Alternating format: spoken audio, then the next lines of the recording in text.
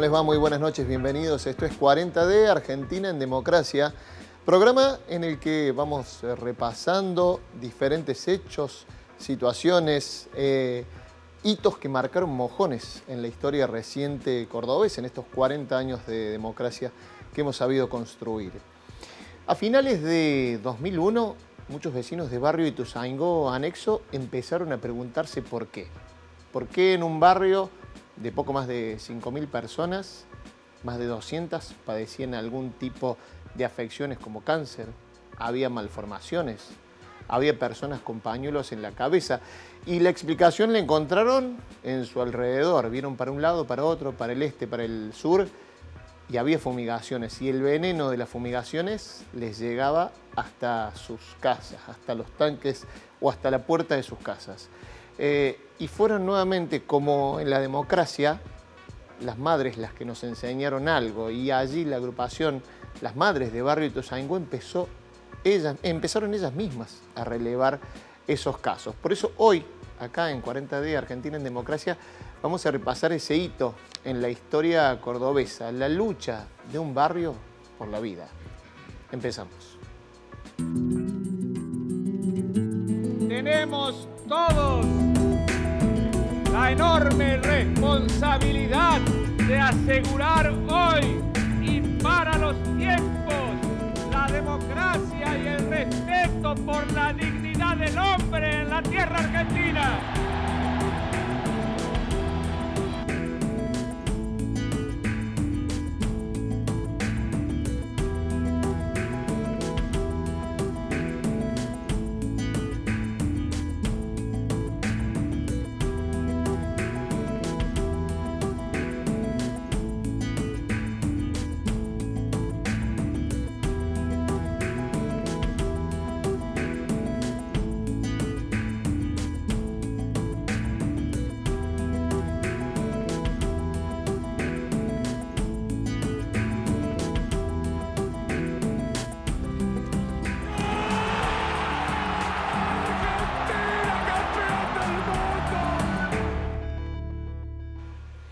Lo decíamos, vamos a hablar sobre esa gran lucha de un barrio y de toda una sociedad por la vida, en contra de las fumigaciones, a favor de poder vivir en un ambiente sano. Y por eso hemos invitado a dos actores que en aquel momento, estamos hablando de hace más de 20 años, tuvieron un papel preponderante en esa lucha y en difundir y en, avisar a todo el mundo lo que estaba pasando en barrio Ituzaingó anexo y después vendrían otras luchas replicadas en otros lugares.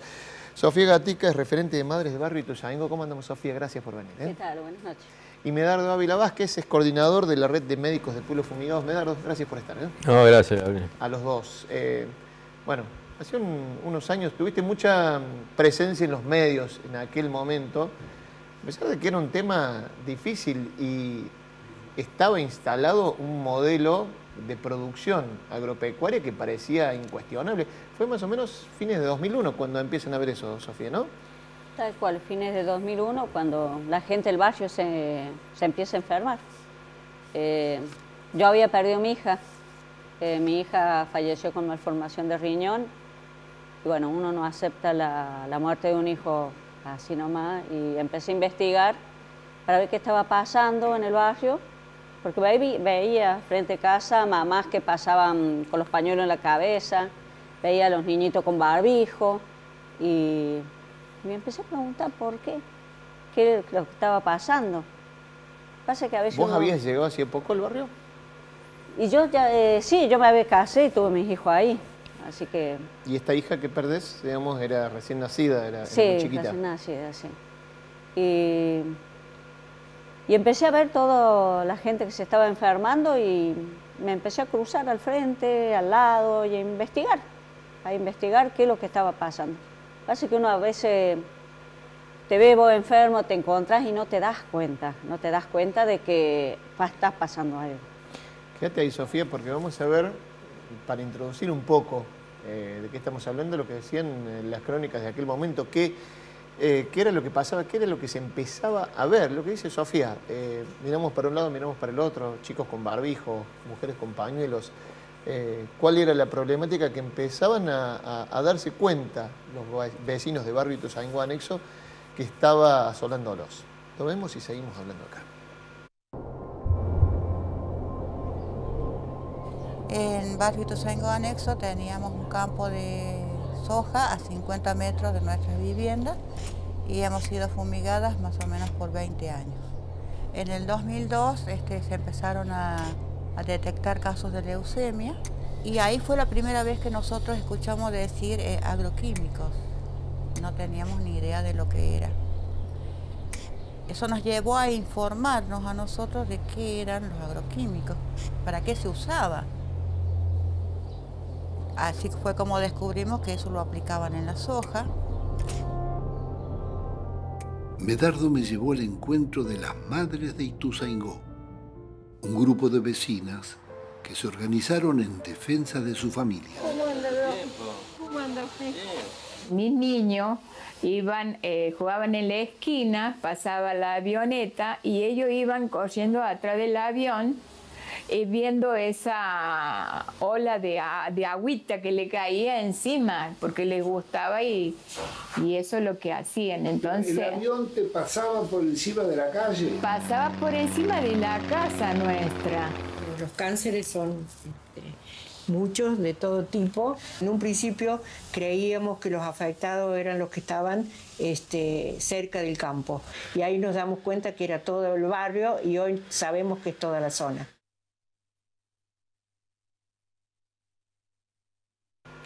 El trabajo de la producción recuperando un poco testimonios y un documental muy interesante de Pino Solano, si pueden véanlo, Viaje a los pueblos fumigados. Me quedo con esto último que decía una de las vecinas. Empieza ese mapeo que hicieron organizados en el barrio para marcar los puntos de las manzanas en donde había gente que tenía alguna problemática de salud. ¿Y qué pasa ahí, digamos? ¿Qué es lo que pasa que se empieza el mapeo, las madres empiezan así, cuando mi hija fallece yo empiezo a ir casa por casa, a tomar nota de cada uno, de qué enfermedad tenía, dónde se atendían, qué es lo que le estaba pasando. Y esas mamás se fueron sumando, porque vos cuando ibas a una casa te decía, porque Norma tiene el hijo que ha muerto con Hodgkin linfático. Al frente está Susana, que se le murió la hija. Y todas esas mamás se empezaron a sumar a la lucha y nos dimos cuenta de que éramos muchas mamás que estábamos pariendo a nuestros hijos, que teníamos nuestros hijos enfermos. Y ahí sí es cuando empezamos a hacer el mapa. Yo vivía a 50 metros del campo de soja, o sea, estaba ahí nomás. O sea, cruzabas una calle y estabas... Cruzaba media cuadra, sí. Porque tenía el campo de soja, mis hijos jugaban ahí y yo les permitía jugar porque yo no sabía, porque nosotros en ese momento no sabíamos que nuestros hijos estaban jugando ahí, que nos fumigaba y que hacía mal. Esperemos un poco ahí, Sofía, porque la verdad que es interesante no ir ahora a lo que ya sabemos y demás, Medardo, ¿no? Sino en aquel momento qué información había y si ya se podía establecer una causa-consecuencia con respecto a las fumigaciones. Y mirá, en el áreas médicas, en esa época, nosotros desconocíamos absolutamente que los agrotóxicos podían producir un impacto en poblaciones así extensas. La única información que teníamos en medicina, en las ciencias médicas, en la facultad, era información sobre el impacto de la exposición a agroquímicos de los trabajadores en las fábricas químicas y en los aplicadores que los aplican. Y estaba descrito una serie de enfermedades como cánceres, problemas neurológicos, problemas reproductivos. Que todavía desde las firmas o la defensa que se hacía de estas grandes multinacionales que fabrican los agroquímicos se negaban. Incluso, claro, bueno, se siguieron negando hasta hace poco. Igual que con el cigarrillo, ¿no? Y la industria tabacalera. Y encima, toda la propaganda en esa época del agronegocio era de que los productos eran seguros, de que eran buenos, que se podía tomar como ser un vaso de Roundup y que no te pasaba nada. Y nosotros en el área médica pensábamos que toda esa información estaba corroborada y era cierta. Después nos pusimos a estudiar el tema, porque Sofía y su compañera vinieron a vernos en la Secretaría de Salud de la Municipalidad y dijimos, bueno, vamos a ver qué pasa acá. Nos encontramos de que todo lo que se decía públicamente era propaganda de la industria, principalmente de Monsanto.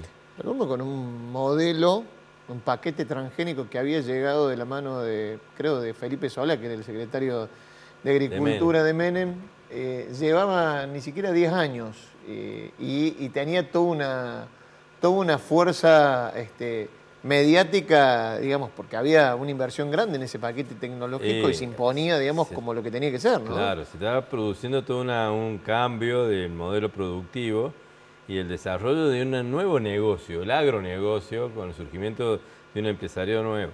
Había, en el año 96, o sea, a 6 años, 5 años de que empezó el problema en Ituzaingó, se había probado el uso de la soja transgénica. Claro. La soja transgénica y el maíz transgénico son transgénicos para que se les pueda aplicar los agrotóxicos y que a esa planta no le produzca daño y si bien mate el resto de las plantas que crecen en un lote de cultivo, ¿no? Entonces son transgénicas por eso, porque tienen capacidad de resistir al agrotóxico. O sea, la semilla transgénica va con el agrotóxico, depende una de la otra, ¿no? Claro, que es lo que se llama ese paquete tecnológico que se introdujo en la Argentina, esa semilla modificada genéticamente, y los litros y litros, digo litros y litros, Sí. miles de millones de litros volcados sobre los campos argentinos que empezaban a afectar a las poblaciones.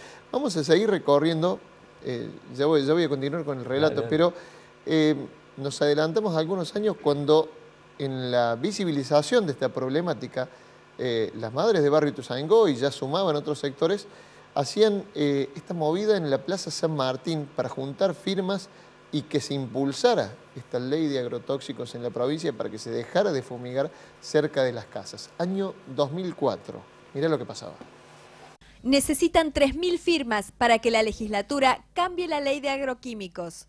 Son los vecinos de Barrio Ituzaingó Anexo que sufren en carne propia los efectos de los plaguicidas. Hoy, en la Plaza San Martín, hicieron oír su voz. ¿Qué es lo que ustedes están reclamando? Sobre todo una franja de protección, porque en la ley dice fumiguen y no dicen, bueno, vamos a dejar 2.000 metros, 300 metros en las viviendas, en las escuelas rurales. No dice nada. Nosotros queremos 2.000 metros.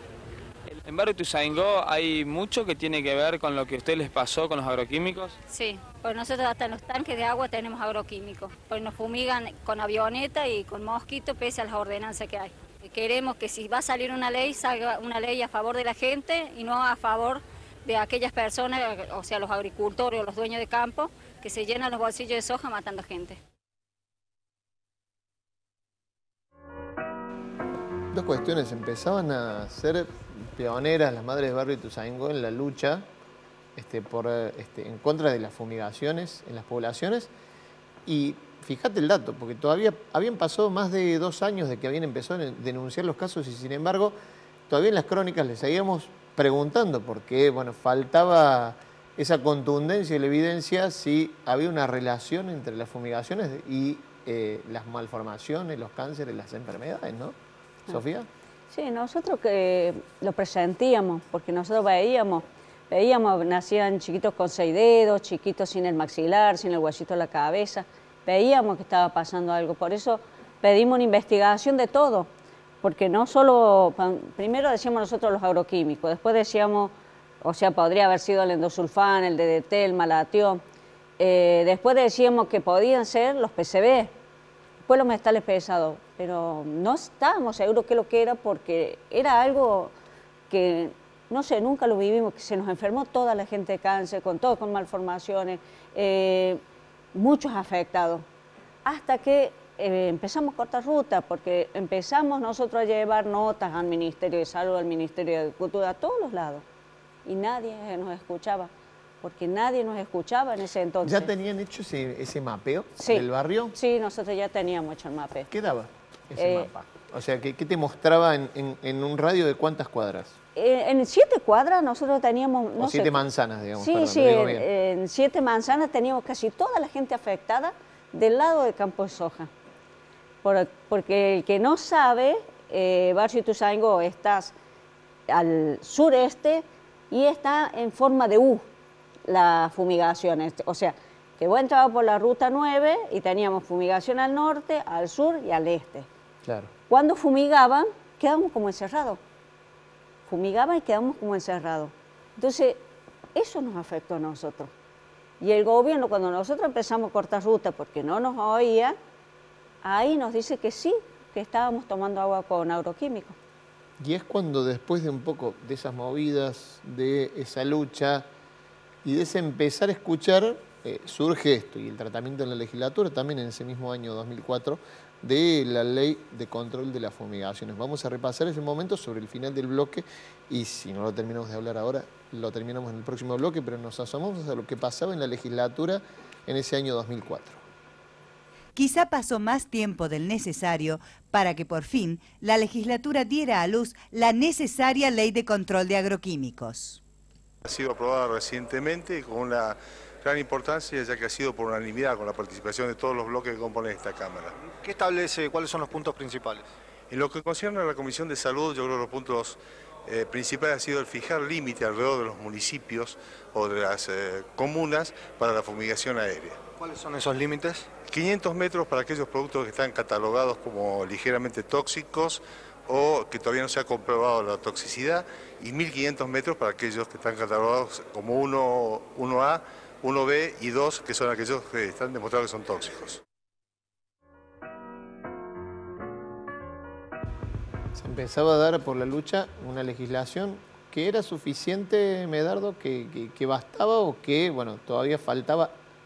Además, ya vamos a hablar de la aplicación, porque una cosa es que esté la ley en letra, pero otra es la aplicación, ¿no? Sí, no. La ley esa es una ley que promovió la Federación de Colegios de Agrónomos y en realidad solo buscaba hacer que los agrónomos participaran del negocio, que ellos, que sea obligatoria una receta del agrónomo y que no los productores fumigaran los productos que ellos quisieran sin participar del agrónomo. Esta es una ley que se hace para Córdoba, pero se hace simultáneamente en el año 2004 y 2005 para muchas provincias. ¿No participa la comunidad médica? No, para nada.